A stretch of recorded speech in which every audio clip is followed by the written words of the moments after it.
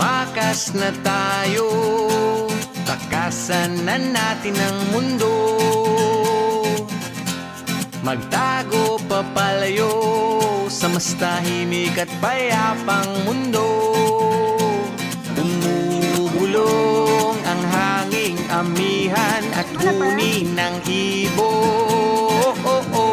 Dumudulog